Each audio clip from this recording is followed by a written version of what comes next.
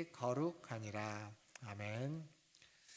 예, 우리 옆에 계신 분들, 앞뒤에 계신 분들 보시면 인사하겠습니다. 사랑합니다. 축복합니다. 사랑합니다. 축복합니다. 어제 저녁에 그 식사를 하면서 어떤 드라마를 잠깐 봤습니다. 근데 그 드라마 제목이 슬기로울 전공의 생활인가요? 뭐 이런 거였는데, 그 드라마에 한 아이가 아픈 엄마랑 나옵니다. 근데 그 엄마가 이제 너무 병이 중해서 더 이상 살 수 없는 지경에 이르렀는데, 그 딸아이의 나이는 10살 여자아이였습니다. 그 의사가 이제 그 전공의한테 엄마가 살 수 없다라는 소식을 이제 전하라고 하는데, 그 전공의가 이제 가니까 그 아이가 뭐라고 말하냐면, 아이한테 이제 곧 엄마가 이제 하늘나라 갈 거다 이렇게 이야기를 합니다. 아이가 그걸 안 받아들입니다. 왜냐하면 우리 엄마는 항상 아팠다고, 지난번에도 아파가지고 병원에 들어왔는데 그때도 다시 건강해져 갖고 다시 나갔다고, 엄마는 이번에도 다시 일어나서 다시 퇴원하고 갈 거다 이렇게 이야기합니다. 그러자 그 전공의가 이번에는 그렇게 되지 않을 거라고 그렇게 이야기를 하죠. 그러니까 너가 혼자 남을 걸 대비해서 엄마가 다 사람들에게 도움도 요청하고 그 사람들이 너를 만나러 올 거다 이런 얘기를 해줍니다. 그러면서 이 전공의가 무슨 얘기를 하냐면 이런 얘기를 합니다. 엄마 사진은 있으니까 엄마 얼굴은 오랫동안 기억할 수 있는데, 근데 엄마 냄새는 금방 잊어버릴 거라고, 금방 까먹을 거라고. 그러니까 엄마 옷 같은 거 오랫동안 잘 간직하고 있으라고. 자기가 이제 그랬던 경험이 있었기 때문에 그런 얘기를 하는 거죠. 이 냄새라는 거, 엄마 냄새라는 거, 사람의 오감 중에요, 시각, 청각, 미각, 촉각, 그리고 후각 중에 가장 예민한 게 후각이라고 합니다. 가장 예민한 게 후각. 그래서 이 후각은 별것 아닌 것 같지만 우리의 기억과 우리의 감정에 가장 많은 영향을 끼친다고 합니다. 근데 의외로 우리가 후각에 별로 그렇게 주목하지 않습니다. 눈이 안 보이면 굉장히 큰 일로 여기고, 귀가 안 들리면 엄청나게 큰 일로 여겨서 즉각적으로 반응하지만, 좀 미각이 좀 둔해졌다고 해서, 촉각이 좀 둔하다고 해서, 혹은 냄새를 잘 못 맡는다고 해서 그렇게 우리가 크게 반응하지 않고 있습니다. 하지만 냄새를 못 맡는 게, 우리가 경험을 한번 돌아보면 여러분 코가 막혔을 때 음식을 먹으면 맛있나요? 맛없나요? 맛이 없습니다. 아무리 맛있는 음식도요, 코를 막고 먹으면 그 맛을 충분히 느낄 수가 없습니다. 어디 여행을 갔다가 집에 오면, 오랜만에 집에 오면 우리 집만의 그 고유한 냄새가 있습니다. 그게 우리를 쉬게 만들어주고 안정감을 갖게 해주고 편안하게 해줍니다. 여러분의 고향집이 있고 고향집이 있다면 그 고향집을 떠올려 보면 고향의 향기라고 하는 그 우리 고향만의 독특한 냄새, 그래서 가까이 가면 그 냄새가 나면 아, 이제 다 왔구나라고 하면서 마음의 안정감을 찾게 됩니다. 그게 다 후각의 효과들입니다. 오늘 우리가 보고 있는 성경의 성막을 지금 우리가 계속 살펴보고 있는데, 성막은 매우 특별한 장소인데, 근데 그 성막에서는 무슨 냄새가 날까요? 성막에서 주로 나는 냄새는 어떤 냄새일까요? 한번 상상해 보십시오. 그렇죠. 성막은 제물을 잡아야 됩니다. 동물을 잡아서 그의 피를 따로 받고, 그리고 살을, 가죽을 벗기고 살을 이렇게 포를 떠서 각을 뜨죠. 즉 피냄새가 아마 굉장히 많이 날 겁니다. 그리고 또 하나의 냄새는 그렇게 각을 뜬 동물의 그 살을 어떻게 합니까? 다 불로 태웁니다. 그 고기 익는 냄새가 좋습니까? 싫습니까? 좋죠. 고기 굽는 냄새는 참 좋습니다. 근데요, 희한하게 고기 타는 냄새는 그렇게 좋지가 않습니다. 그러니까 익을 때에는 맛있는 냄새가 나는데, 그게 더 나아가서 고기가 타면 별로 좋지 않은 냄새가 납니다. 근데 성막에서, 성전에서는 고기를 익혀서 먹는 게 아니라 고기를 태우고 있습니다. 그러니까 피냄새와 고기 타는 냄새가 거기에 그 성전의 뜰, 성막의 뜰에는 가장 가득하는 냄새일 수밖에 없습니다. 근데 이 두 가지 냄새가 가득한 그곳에 성막의 뜰을 지나서 한 걸음 더 나아가면 성소라고 하는 그 두꺼운 천과 가죽으로 만든 큰 텐트가 있는 거죠. 그 안에 들어가면 우리가 지지난주 본 것처럼 떡상과 등잔대가 있습니다. 그리고 거기에 또 하나의 기구가 있는데 그게 이제 오늘 보게 되는 분향단이라는 겁니다. 분향단. 향을 피우는 그런 기구죠. 근데 거기가 성소가 어떤 공간이라고 말씀드렸냐면 밀폐되어져 있는 공간입니다. 빛이 하나도 안 들어오는, 창이 없어서 빛이 안 들어오는, 그리고 두꺼운 천과 가죽으로 돼 있어서 어두운 공간이죠.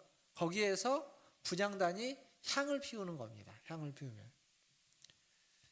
요즘 향 냄새를 맡을 만한 곳이 어디 있을까요?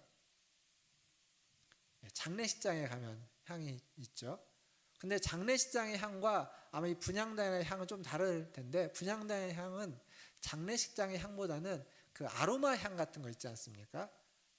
불을 해가지고 거기에다가 이제 아로마 액을 놓으면 이렇게 냄새 나는 그런 아로마 향에 좀 가까울 겁니다. 그러니까 훨씬 더 좀 부드럽고 달콤하고 그런 향들이 날 거예요.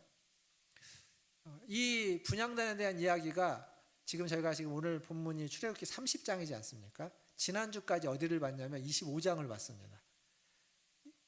그러니까 성소에 대한 이야기인데 거기에 26장, 25장 뒤에나 혹은 26장에 나오지 않고 한 몇 장을 건너뛰어서 30장으로 나옵니다.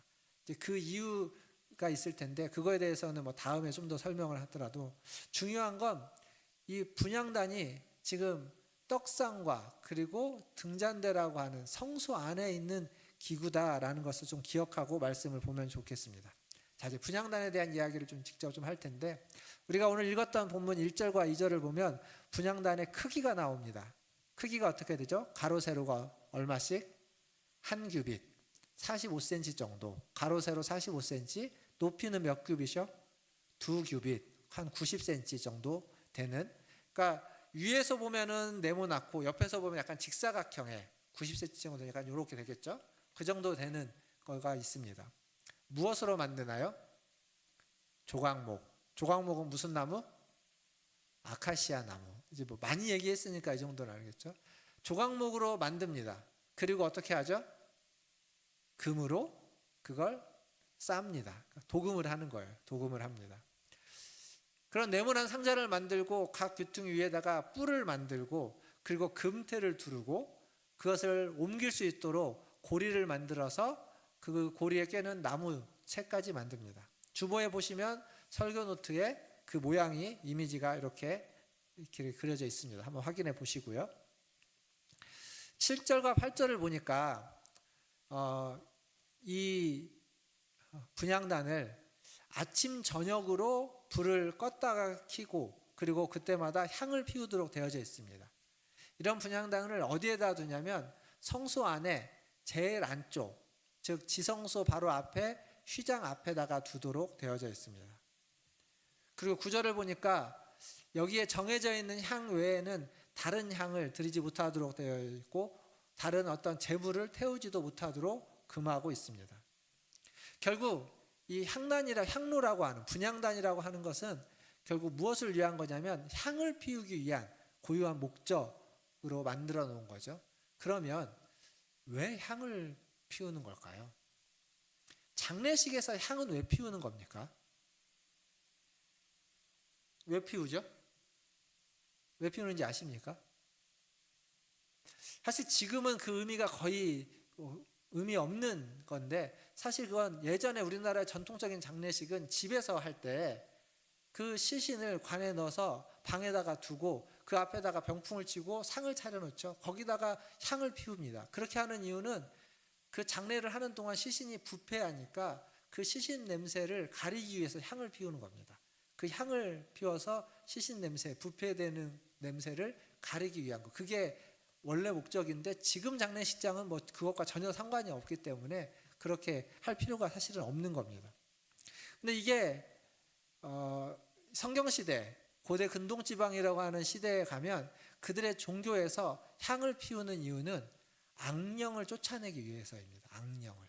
악령을 쫓아내기 위해서, 혹은 그들이 섬기는 화가 난 신의 그 화를 풀기 위해서 좋은 향, 아름다운 향, 달콤한 향을 통해서 화가 난 신의 화를 누그러뜨리기 위한 그러한 목적을 가지고 향을 피웠다고 합니다. 하지만 성경에서 향을 피우라는 얘기는 그런 의미가 아닙니다. 하나님이 화가 났기 때문에 하나님의 화를 달래기 위해서 향을 피우라고 한 것도 아니고, 어떠한 악령, 귀신을 쫓아내기 위해서 향을 피우라는 얘기가 아닙니다. 향을 피우는 이유와 목적은 다른 데 있습니다. 1차적인 목적은 뭐냐면, 향을 피우면 뭐가 나오죠? 일단 향기가, 냄새가 날 겁니다. 향냄새. 그리고 또 하나가 있습니다. 연기. 그러니까 향기와 연기, 이 두 가지가 향을 피울 때 나타나는 건데, 이게 뭘 의미하는지를 좀 같이 생각해 보면, 지금은 사실 향이라는 게 굉장히 흔하죠. 향수도 흔하고 좋은 냄새, 여러분이 쓰는 뭐 화장품, 뭐 세수, 비누, 세수비누, 뭐 샴푸, 이런 거에도 다 향이 있습니다. 향수도 있고. 그러니까 향기라는 게 현대 사회에서는 뭐 그렇게 특별한 게 아니지만, 하지만 옛날에는, 고대 사회에서는 이 향이라는 게 굉장히 특별한 겁니다. 그때는 그런 좋은 냄새보다는 사실은 퇴비가 썩는 냄새, 혹은 음식물이 썩는 냄새, 악취나 이런 냄새가 훨씬 더 보편화된 시대, 고대에는 그런 냄새들이 더 많은 시대였습니다. 그때의 아로마 향 같은 이러한 향이 난다는 건 굉장히 특별한, 어떤 보통의 일반적인 공간과 구별되는 공간을 의미해 주는 그러한 효과가 있는 겁니다. 그러니까 하나님은요, 감정적이거나 감각적인 분은 아닙니다. 인간이 감정적이고 감각적이죠.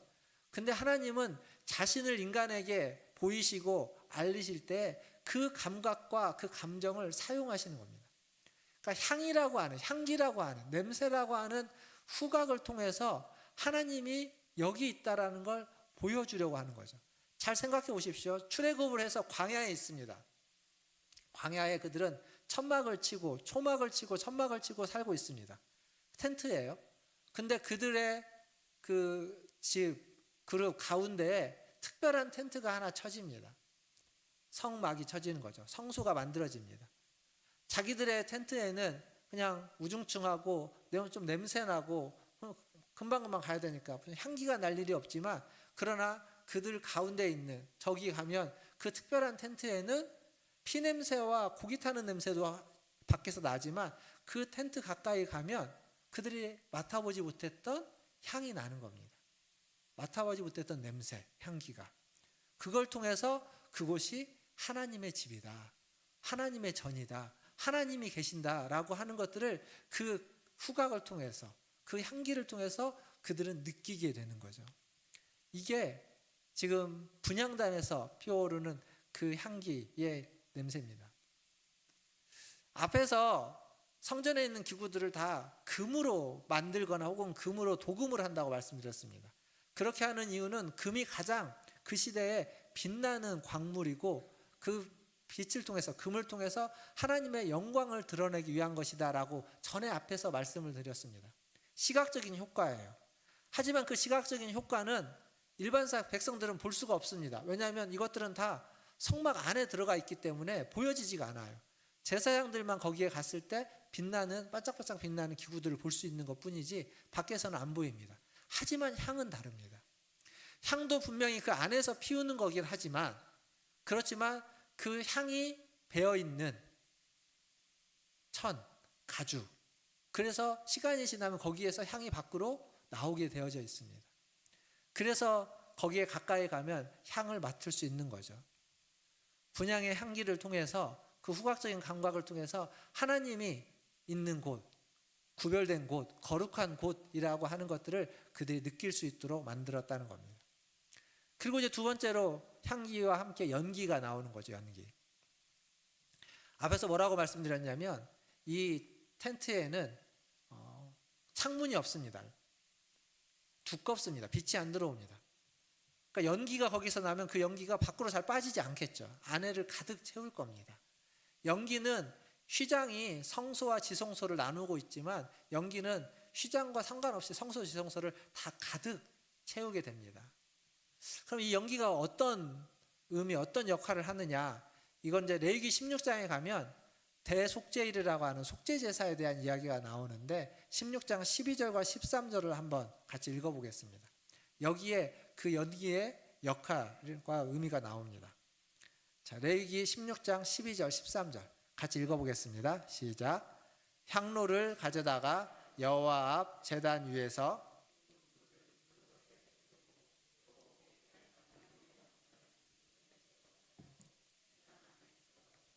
여호와 앞에서 분향하여 향연으로 증거계 위 속죄소를 가리게 할지니 그리하면 그가 죽지 아니할 것이며.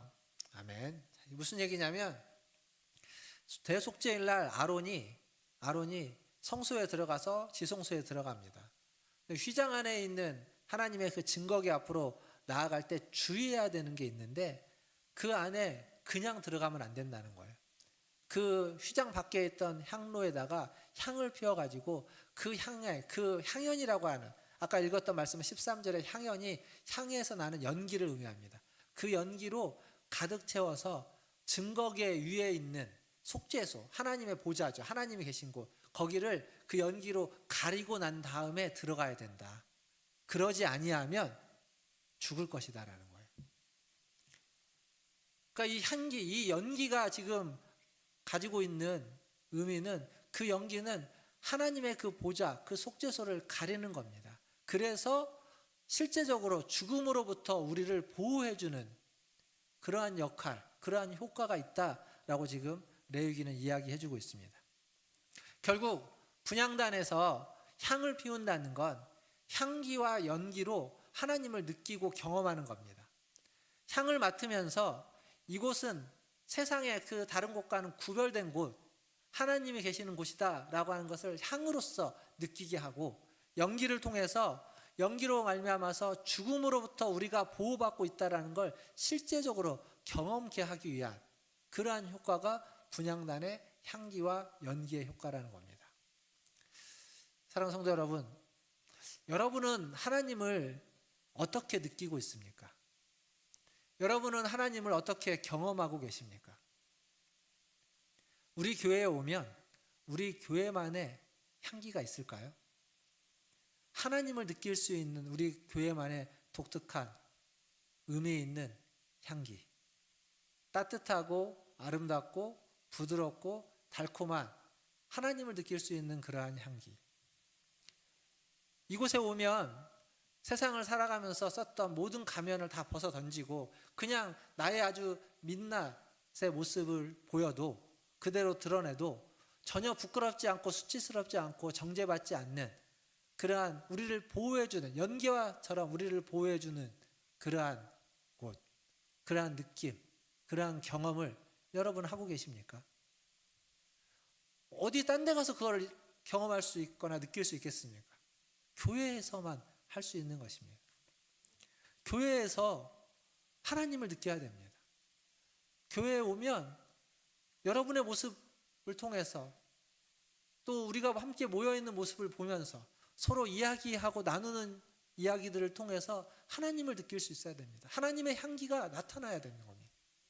그리고 더 나아가서 하나님 그 연기가 우리를 지키고 보호하는 것처럼 우리의 부족한 모습들, 안 좋은 모습들, 지적당할 모습들이 있죠. 민낯을 벗어버리면, 가면을 벗어 던지면 우리는 수치스러울 수밖에 없습니다. 하지만 그 수치가 드러나도 지켜지고 보호되어지고 안아지고 괜찮다고 할 수 있는 그러한 공동체, 그게 교회, 그게 우리 문화촌 제일교회 공동체가 되어야 하는 겁니다. 사랑하는 성도 여러분, 향기를 느끼시고 연기의 보호를 받으시기를 주님의 이름으로 축원드립니다. 여러분을 위한 향기, 여러분을 위한 연기가 되어야 됩니다. 그러나 거기에서 끝나지 마시고 여러분이 누군가 다른 사람을 위한 향기가 되시고 연기가 되십시오. 여러분을 보고 누군가 하나님을 느낄 수 있기를, 여러분이 그를 안아주고 보호해주는 걸 통해서 그가 자신의 민낯을 드러내도 전혀 수치스럽지 않은 것을 느낄 수 있도록 여러분이 지키시고 보호해 주시는, 여러분도 하나님을 느끼고 보호를 받아야 되는 존재들이지만 더 나아가서 여러분이 누군가에게 하나님을 느끼게 하고 하나님 그 보호해주는 그러한 연기와 같은 그러한 하나님의 자녀들, 우리 문화천재교회 성도들이 다 되시기를 주님의 이름으로 축원드립니다. 이게 지금 분향단의 향과 그 연기를 통해서 그 시대의 사람들에게 직접적으로 의미 있고 가치 있게 해주는 일이라면, 성경은요 이 분향단에 대해서 또 다른 의미를 하나 제시해 줍니다. 구약에도 그렇고 신약에도 그렇습니다. 대표적으로 구약에 있는 구절이 시편 141편 2절인데 이 다윗의 시편입니다. 한번 같이 읽어보겠습니다. 시편 141편 2절 같이 읽겠습니다. 시작. 나의 기도가 주 앞에 분향함과 같이 되며.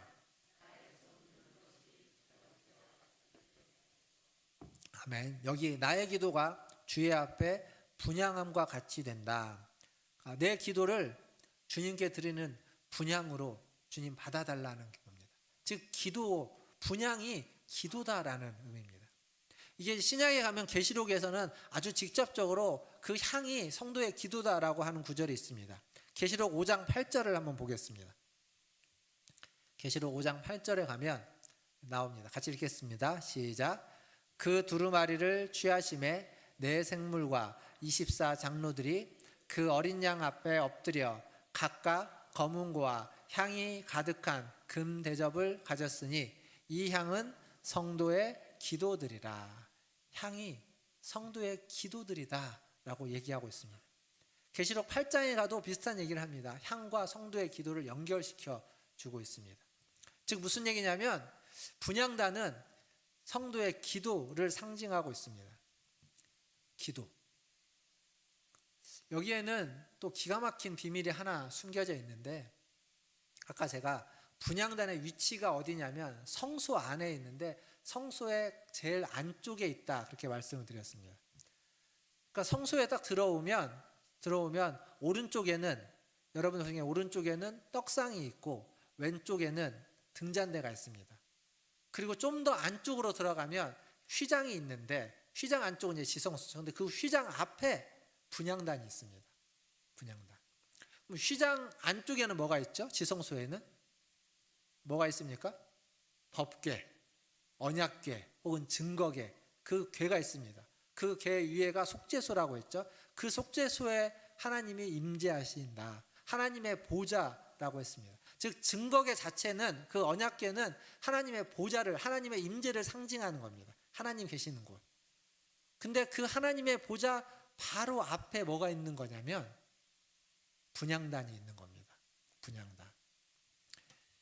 이게 우리가 읽었던 본문 6절을 한번 보시면, 출애굽기 30장 6절에 보시면 딱 그렇게 나옵니다. 같이 한번 읽어볼까요? 자, 30장 6절입니다. 같이 읽겠습니다. 시작. 그 제단을 증거궤 위 속죄소 맞은편 곧 증거궤 앞에 있는 휘장 밖에 두라. 그 속죄소는 내가 너와 만날 곳이며. 자, 증거궤 위 속죄소 맞은편, 즉 증거궤 앞에 두라고 했습니다. 물론 휘장이 있죠. 휘장이 있기는 하는데 그 앞에 두는 겁니다. 여러분, 기도는 어디에서 하는 걸까요? 기도는 무엇이 기도입니까? 하나님과의 대화죠. 자, 대화는 어떻게 하는 게 대화죠? 지금 저와 여러분이 이렇게 하는 게 대화인가요? 이건 대화라고 하지 않습니다.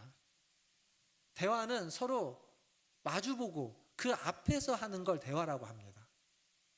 그러니까 기도가 하나님과의 대화라면 기도는 하나님 앞에서 하는 겁니다. 그러니까 기도는 그냥 혼자 하는 넋두리가 아니에요. 내가 혼자 신세한탄하고 나 혼자 그냥 어딘가에서 넋두리하고 신세한탄하는 그런 걸 기도라고 하지 않습니다. 하소연하는 걸 기도라고 하지 않아요. 기도가 대화라면 하나님 앞에서 하는 겁니다. 지금 분향단이 어디에 있냐면 하나님의 보좌 앞에 있는 겁니다. 그러니까 분향단의 위치가 그것이 기도임을, 그 위치 자체로 하나님 앞에 있다라는, 하나님 앞에 가장 가까이에 있는 기구, 그게 분향단입니다. 성도의 기도를 상징하는. 우리의 기도는 하나님 앞에서 해야 됩니다. 그래서 하나님께 더 가까이 나아가야 되고, 하나님께 가까이 나아가는 그 자리가 기도의 자리입니다.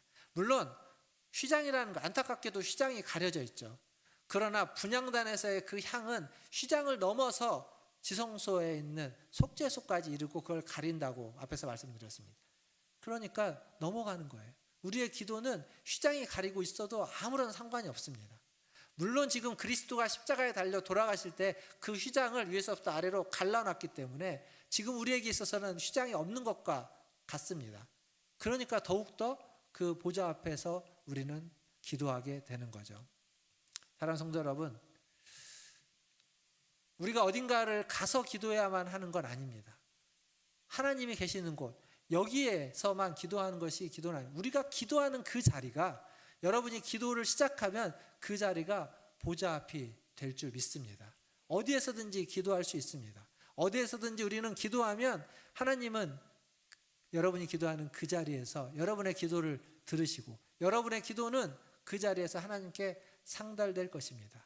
휘장이 있어도 상달되지만 이미 그리스도가 휘장을 찢어 놓으셨기 때문에 우리의 기도는 우리가 기도하는 그 순간 하나님 앞에 다 들려지는 줄 믿습니다. 말씀을 정리를 하면서 신앙생활을 하면서 우리는 항상 두 가지 질문에 답을 할 수 있어야 됩니다. 하나는 뭐냐면 나는 거듭났는가? 거듭나셨습니까? 답을 못 하십니까?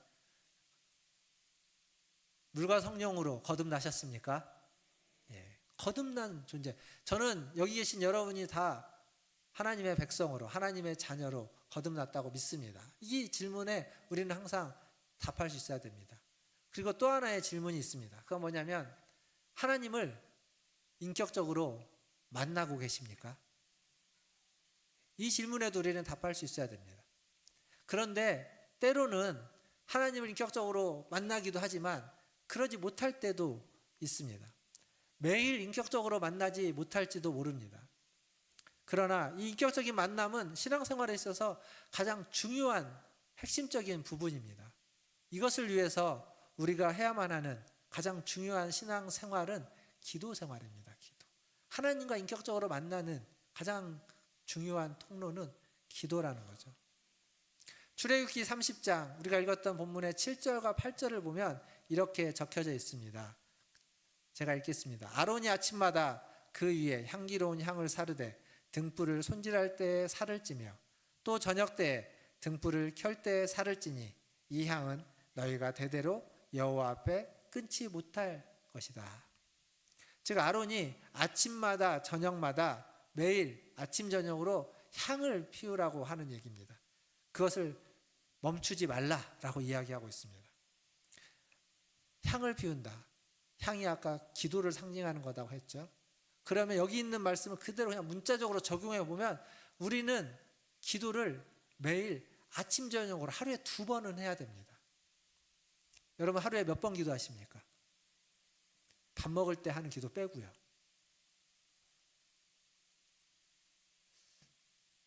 시간, 저는 지금 한 번 기도할 때 뭐 얼마나 기도하는 시간을 얘기하고 있지는 않습니다.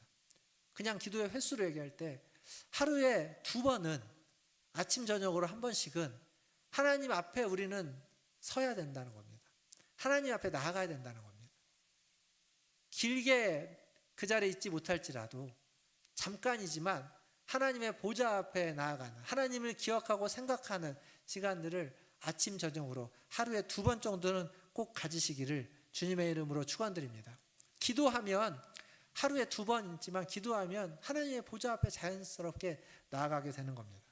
그리고 거기서 한 걸음 더 나아가서 내가 있는 그 자리가 하나님의 보좌가 되기도 하지만 물리적인 공간에 나오는 것도 필요합니다. 우리가 언제나 어디서든지 하나님을 예배할 수 있습니다.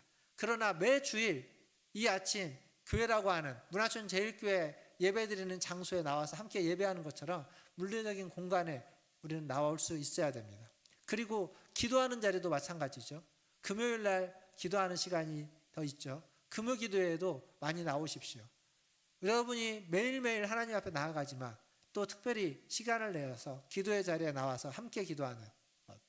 만약 나오지 못한다면 영상으로 또 참여할 수 있습니다. 영상을 통해서 금요 기도회를 함께 찬양을 하고 말씀을 듣고 기도할 수도 있습니다.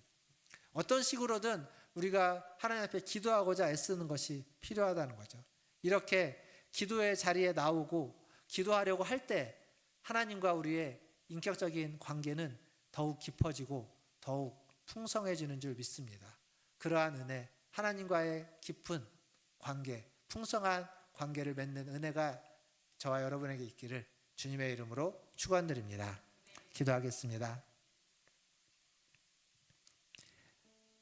이 시간 기도할 때 우리는 하나님 앞에 나아가지 않으면, 하나님 앞에 와서 하나님의 그 아름다운 영광을 보고 그 하나님의 아름다운 향을 맡지 않으면 우리는 어두움에 그리고 그 악취에 빠질 수밖에 없는 자들입니다. 아침 저녁으로 향을 피우면서 그것을 멈추지 말고 계속하라고 하는 것은 하나님 앞에 나오기를 멈추지 않아야 되기 때문입니다. 오늘 시간 기도할 때 하나님 앞에 나아가는, 하나님의 그 보좌 앞에 나아가는 그러한 기도를 하나님 매일매일 할 수 있게 하여 주시옵소서. 하루에 2번, 아니 그 이상 하나님의 보좌 앞에 나아가서 기도할 수 있는 그러한 우리가 되게 하여 주시옵소서. 내가 되게 하여 주시옵소서. 그래서 하나님과의 그 인격적인 만남이 깊어지고 풍성해지는 은혜를 허락하여 주시옵소서. 우리 같이 기도하며 나아가겠습니다. 기도하겠습니다. 하나님 아버지, 이 시간 하나님의 은혜